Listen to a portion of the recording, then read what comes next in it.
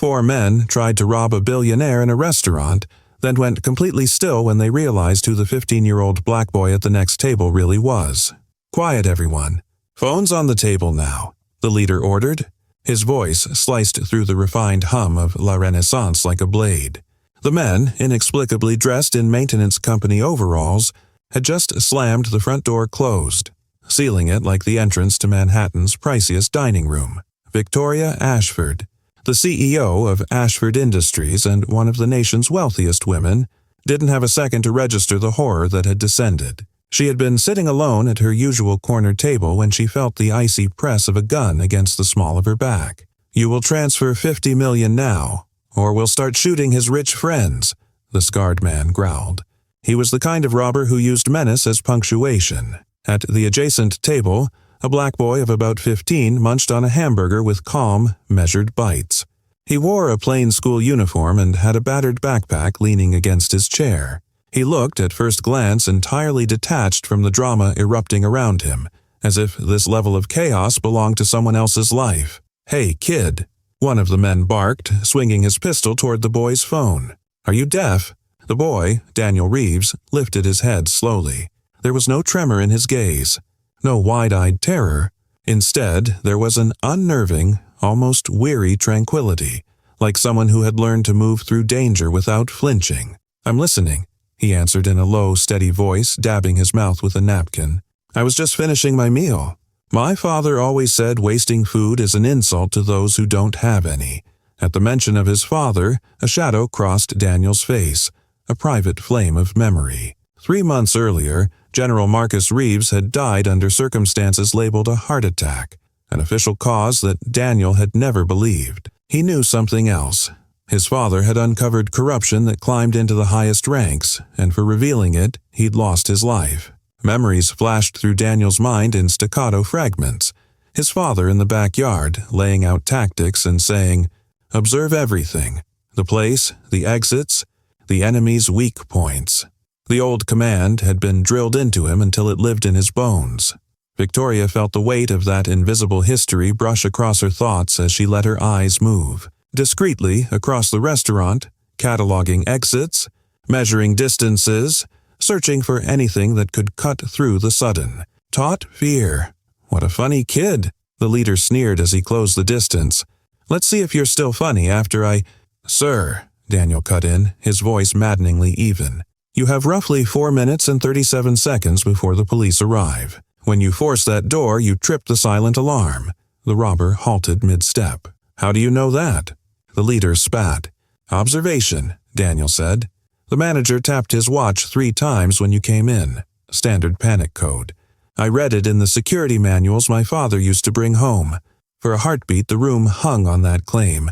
Then the leader barked a laugh, sharp and unbelieving. "Well, we've got a genius here. A suburban kid playing smart." He turned to Victoria. "Transfer now, or the first shot goes through his little genius's head." Victoria's hands trembled as she reached for her phone. Their eyes met for one charged second. Daniel blinked once, slow and deliberate, then flicked his gaze to the chandelier over the leader, then to the fire extinguisher on the wall, and back to Victoria. A silent dialogue. A plan passed without words. Victoria had risen to the top by reading people and moments.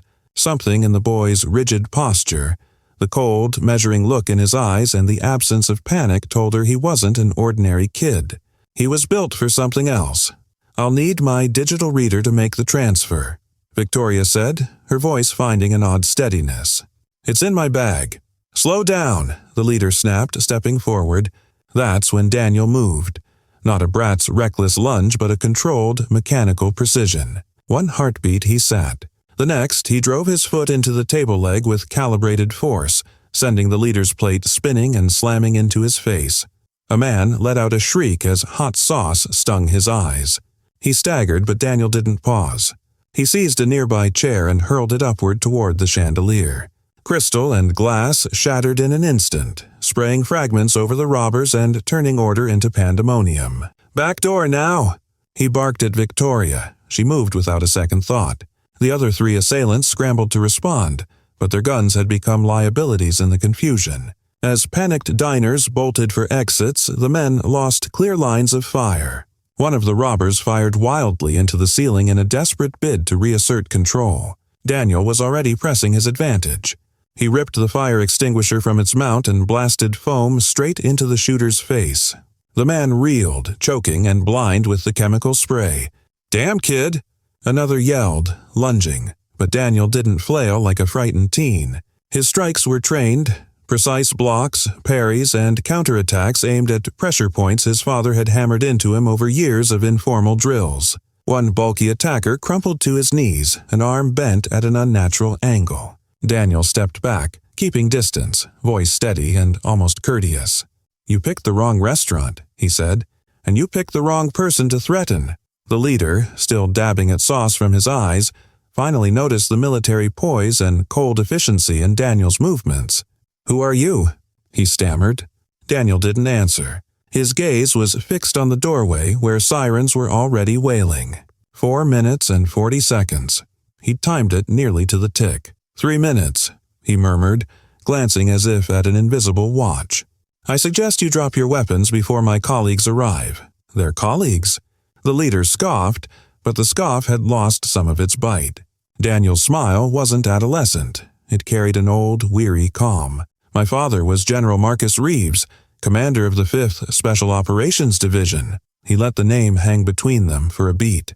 "He may be gone, but his men still watch over his family and they do not take kindly to anyone threatening the general's son." At that moment, the kitchen door swung open. They were not uniformed officers.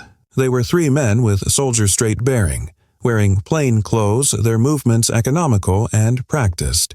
No words were exchanged. They simply fanned out, taking positions that boxed in the robbers.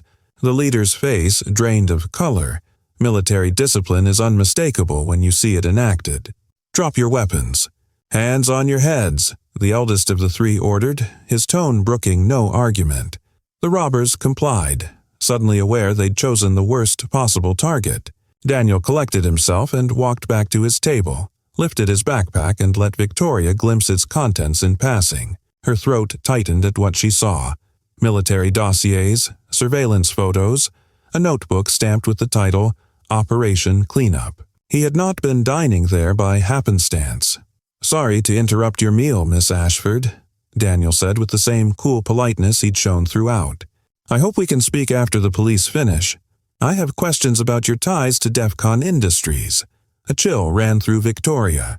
DEFCON, the private defense contractor with government contracts, the very firm Marcus Reeves had been probing before his death. Daniel moved toward the exit but paused to look back. "Oh, and Miss Ashford, don't try to run. We've got people at every exit in this city. My father taught me well. Always have a plan B, C, and D." The robbers were already being cuffed, but Victoria's thoughts spun faster than the chaos fading around her. These men might not have been masterminds at all, just pawns in a larger game. And that game was being orchestrated by a boy who moved with the foresight and precision of a seasoned general. A chilling question echoed in her mind.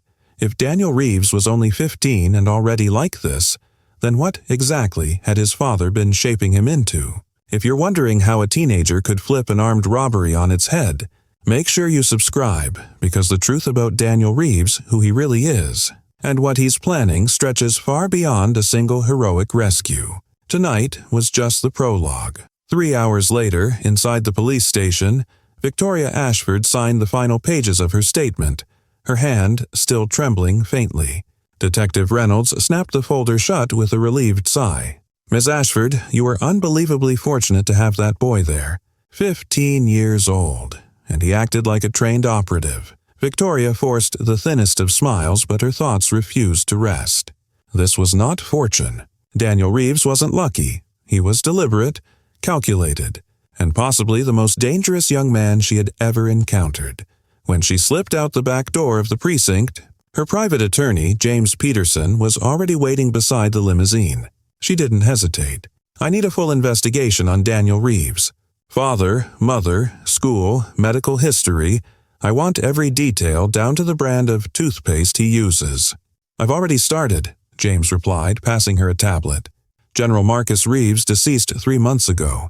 Official cause, massive heart attack. But here's the twist. Victoria skimmed, her eyes narrowing. Marcus Reeves had been the Pentagon's internal audit director, probing suspicious military contracts. His final investigation, DEFCON Industries. My God, she whispered, her blood turning cold. DEFCON, one of the country's most powerful defense contractors. And through a web of layered shell companies, she was its largest individual shareholder. Very few knew that truth, or should have known it at all. The boy mentioned DEFCON. Victoria muttered, her tone sharp with dread. He knows.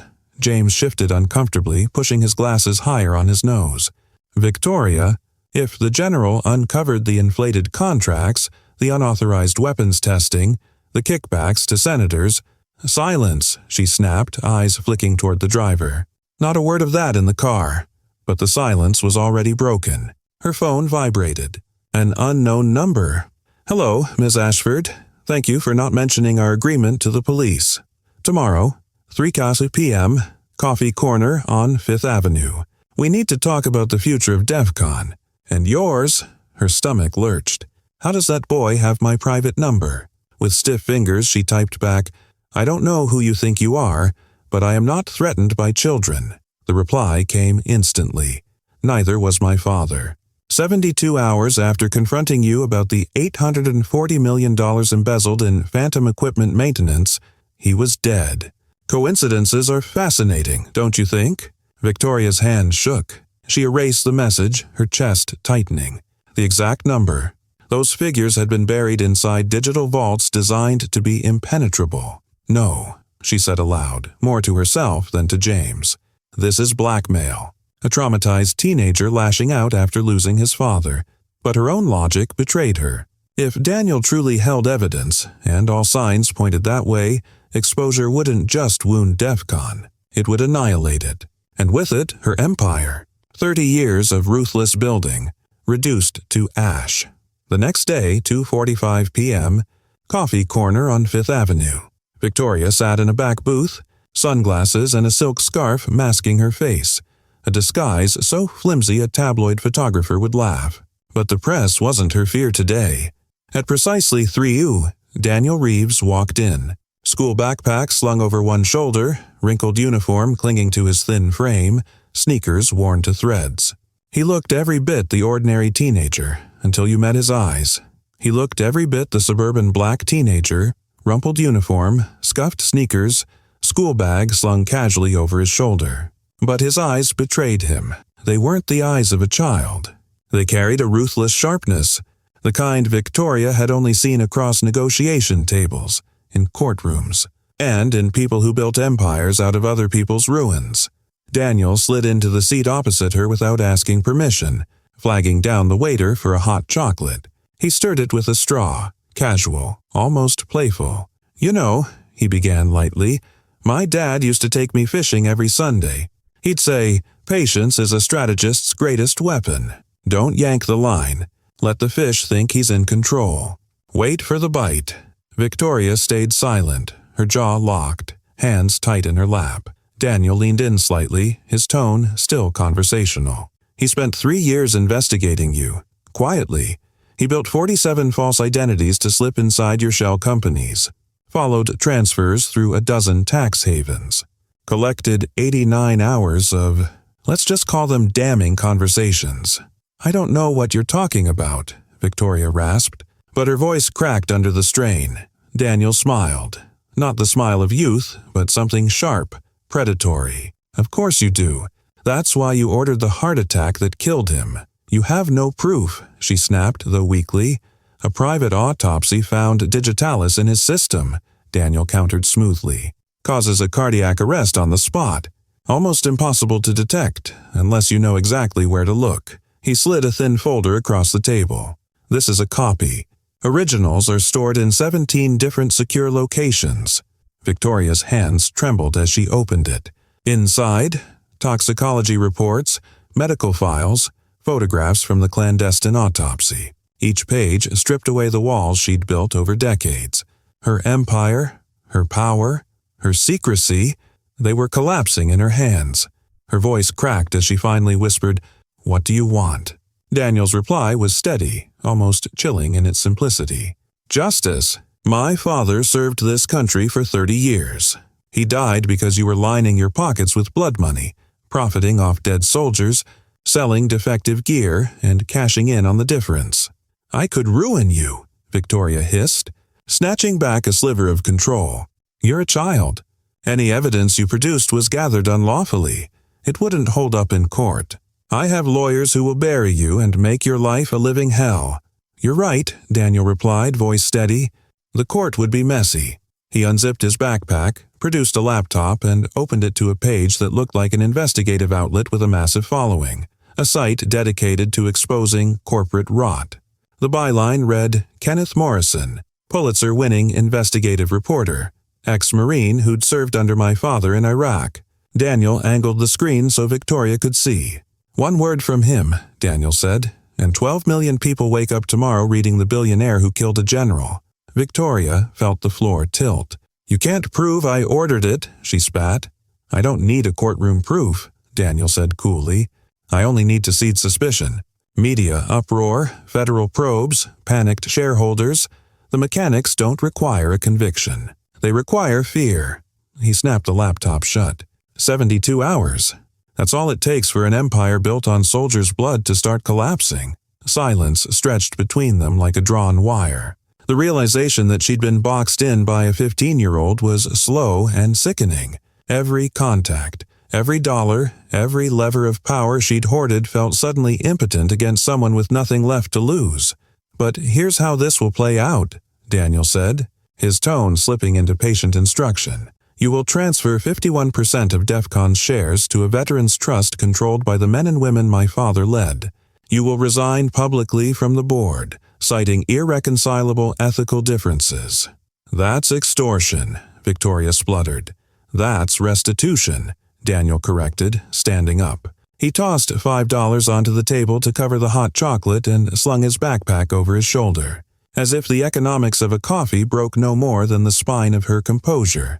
You have 48 hours, Daniel said coldly, or the world learns that Victoria Ashford built her billions while soldiers died using equipment she knew was faulty. He started to walk away, and for a heartbeat Victoria found her voice. How? How could a 15-year-old pull all this off? She demanded. Daniel stopped and turned, his face a map of resolve and sorrow. My father began training me at 6, he said quietly. Military strategy, forensic work, computer code, cryptography, everything he thought I might need if he couldn't protect me. He understood who we were up against, so he made sure I would be ready. A single tear slipped down his cheek, the first genuine emotion Victoria had seen from him. He wiped it away with a harsh motion, anger sharpening his features. You didn't only kill my father, Ms. Ashford, he said. You forged the instrument of your own undoing. Then he left, and Victoria was left alone at the table, carrying the sudden, suffocating burden of decades of crimes finally catching up to her. She watched him melt into the milling crowd outside the cafe and felt a colder question take root. If a solitary 15-year-old could orchestrate this, what other plans might be already in motion that she didn't yet know about? That possibility was worse than any threat. The real horror wasn't the blackmail itself, but that she had gravely misjudged Daniel and underestimated the legacy of military cunning his father had left behind. A playbook written 3 steps ahead of every enemy, living on even after death. Victoria Ashford didn't get where she was by sitting still. Within 2 hours of that encounter, she had assembled her response team, a private investigator and an ex-FBI agent, 3 high-powered attorneys skilled at smothering scandals, and a hacker commissioned to locate and erase Daniel's files. He's a kid, she told her head of security over the phone. No real resources, no meaningful connections. Find the files and make them disappear quietly. What she didn't realize was that every move she made was being watched. In a modest Brooklyn apartment, Daniel sat before 3 glowing monitors, tracking her actions across screens with the same composed intensity he'd shown in the cafe. At his side, Captain James Rodriguez, a battle-hardened veteran who'd spent 2 decades under General Reeves's command, jabbed at one monitor. She just hired Secure Trace Investigations, he said, fingers moving fast across the keyboard. Same firm that looked into your father's death and conveniently turned up nothing. Daniel scribbled into a notebook already dense with entries. In the 3 months since his father's passing, he hadn't been alone for a moment. 17 of Marcus Reeves' men, veterans who owed him their lives, had become Daniel's invisible shield. Guardians, instructors, and a ragged sort of family. She'll try to intimidate first, Daniel mused, parsing behavioral patterns. If that fails, she escalates to elimination. That's her signature. Rodriguez pulled another window into view. We traced the accountant she used to launder kickbacks, Thomas Chun. He's in Seattle and he'll flip for immunity. A thin, satisfied smile flickered across Daniel's face. He remembered something his father used to say. The fatal mistake arrogant leaders make is thinking they fight alone against a single foe. The next morning, Victoria discovered an envelope on her desk. Inside was one photograph, a shot of her leaving the building where her personal lawyer lived, snapped less than an hour earlier. On the back, in flowing cursive, a single line, Ms. Ashford. Every move is watched. Every call is heard. Give up now, while you can still choose how you fall. She crushed the paper in fury, though her hands trembled. How had he known where she would be? Her phone rang. It was Mitchell Barnes, her private investigator. Ms. Ashford, he said, voice tight. I found something troubling about the boy. Go on, she said. He's not alone, Mitchell replied. We've identified at least a dozen former Special Forces veterans rotating watch over him. One of them is James Rodriguez, a cyber warfare specialist with experience on classified operations in the Middle East. Victoria felt the ground fall away beneath her. 12, Mitchell said, voice tight. And that's only the ones we've managed to identify. There are signs the network runs far wider. He paused, choosing his words. Ms. Ashford, this isn't a grieving teen chasing revenge. This is an organized military operation. General Reeves trained him for exactly this. She ended the call abruptly, adrenaline and dread colliding. If Daniel moved with the protection of trained operatives, any attempt to physically silence him would be suicide. There was only one move left on the board. Destroy his credibility before he could bring her down. Victoria mobilized her PR machine. I want a full takedown, she ordered. Paint him as an unstable teen, obsessed with conspiracy theories, potentially dangerous. Push that line on blogs. Social feeds, everywhere. Her team sprang into action, seeding stories, whisper campaigns, and anonymous posts. But Daniel had already anticipated the first strikes. When the initial smear pieces began to surface, he didn't flinch or reply with frantic denials. He replied with clarity. In a simple, unadorned video filmed in a modest room, still in his school uniform, he looked directly into the camera. My name is Daniel Reeves, he said in a steady voice. I'm 15. My father, General Marcus Reeves, died 3 months ago while investigating corruption in military contracting. He continued, calm and measured. In the days ahead, you will see people try to discredit me. They will call me emotionally unstable, dangerous, obsessed. Remember this, desperate people do desperate things, and the truth will find the light. The clip was uploaded to an anonymous account and shared strategically. Within 6 hours, it had 2 million views. The story framed itself instantly as David versus Goliath, a young, black man standing up to a powerful billionaire. And the public seized on it. Victoria watched in mounting horror as her carefully planted narrative collapsed into its opposite. Every attack meant to erode his reputation only amplified public sympathy for him, and each smear made him look more credible, more dangerous to her empire. Victoria's pen clattered against the table as if the weight of her signature had drained the last of her strength. The silence in the room stretched, heavy and suffocating, until Daniel finally closed the folder and slid it toward Morrison. It's done, Daniel said quietly, his tone devoid of triumph. The shares are secured, and the veterans will take over DEF CON's future. Morrison leaned forward, gathering the papers with care. This will be made public within the hour. No more blood bought with bribes. Victoria slumped back in her chair, her face pale, her once iron composure cracked into something almost fragile. You think this will end here? She whispered bitterly. Empires don't collapse in a single day. Daniel's eyes met hers, cold, unwavering. No, but they begin to fall in a single moment. Today is that moment. For the first time since their battle began, Victoria felt the truth settle like ice in her chest. She hadn't just lost her fortune, her power, or her influence. She had lost control of the game entirely. Daniel rose, slipping his backpack over his shoulder. "My father's war ended with his death," he said, his voice carrying both pain and resolve. "Mine begins with your surrender." And with that, he left the office, 15 years old, yet carrying the weight of a legacy powerful enough to shatter a dynasty. Would you like me to continue this scene toward Victoria, plotting her next counterattack despite the transfer, or end it as a final closure where she accepts defeat? "You win. Now give me the evidence," Victoria gasped. Daniel's mouth curved into a smile, not childish, but the grim satisfaction of a tactician who just delivered mate. "The evidence, Miss Ashford," he said. "This was never about burying the truth. It was about making sure the truth was heard on terms that matter." He nodded at Morrison. The journalist opened his laptop and displayed a fully formatted exposé. The billionaire who killed a general. How Victoria Ashford profited from soldiers' blood. Victoria felt the floor vanish beneath her feet. "You said if I transferred the shares," she began. "I gave 48 hours. Daniel cut in, voice cold. "You had 24.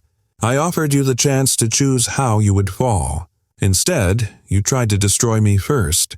Smear campaigns, private eyes, server hacks." Rodriguez entered then, dropping a heavy folder onto the table. "Every move was monitored," he said, flipping the briefcase open and scattering photographs across the surface. Victoria at a quiet cafe, Victoria slipping an envelope to a man, Victoria receiving a disposable phone, directional cameras, parabolic mics, GPS tags. Military tech has its perks. "And there's more," Daniel continued, voice edged with satisfaction. "You weren't simply trying to silence me. You were planning to take Kenneth out too. A staged car crash is set for tomorrow morning." Morrison's expression stayed stone cold. "Too bad I've got backups. If anything happens to me, 3 other reporters have everything queued to publish." Victoria crumpled, utterly undone. "What do you want?" She sobbed. "Money. Everything I own. Justice?" "Justice," Daniel answered plainly. "Tomorrow at 6 a.m. that article goes live. At 7 a.m. the FBI gets the full dossier. Corruption, murder, attempted murder. At 8:02 a.m., every senator you paid receives a copy of the financial trail." He let the pause stretch like a guillotine. "At 9 a.m., when the market opens, Ashford Industries will tank. Investors will flee. Allies will disavow you. You will watch your empire crumble exactly as my father watched his world collapse. Helpless." He stepped closer until he was inches from her. "My father spent 3 years gathering proof while soldiers died using gear you knowingly shipped into harm's way. How many families were ruined? How many widows and orphans?" His voice hardened. "You murdered him for exposing the truth. You orphaned a child. You thought you could keep living as a billionaire without consequence." Victoria broke down, sobbing. "Please, I have a family." Daniel's face showed nothing. "Yes, you have a family. My father had a son." He paused, measured. "The difference is your family will survive. Humiliated, probably poor, and possibly visiting you behind bars."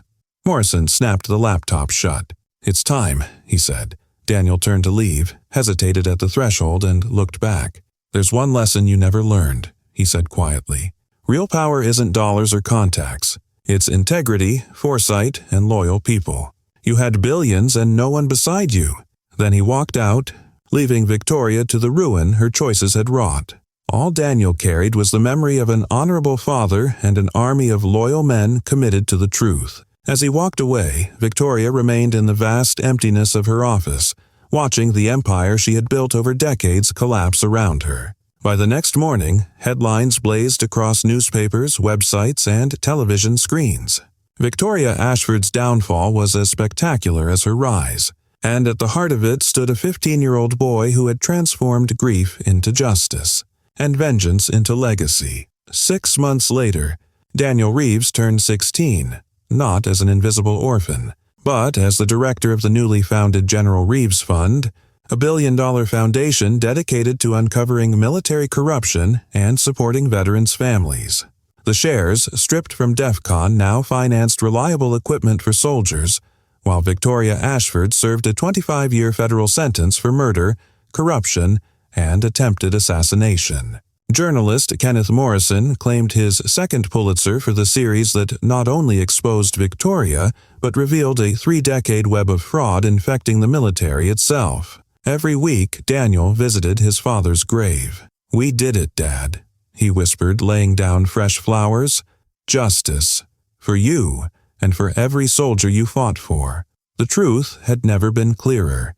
Real power is not born of wealth or influence, but of integrity and loyal allies who refuse to surrender. Victoria had billions, yet in the end she was utterly alone. Daniel had only his father's honor, and from that he built an army of justice. The greatest revenge was never in destroying those who harmed you. It was in creating a legacy so strong it turned tragedy into hope for thousands. If this story of courage, strategy, and justice moved you, don't forget to subscribe, because sometimes even a 15-year-old armed with the right training can bring down empires built on blood and lies.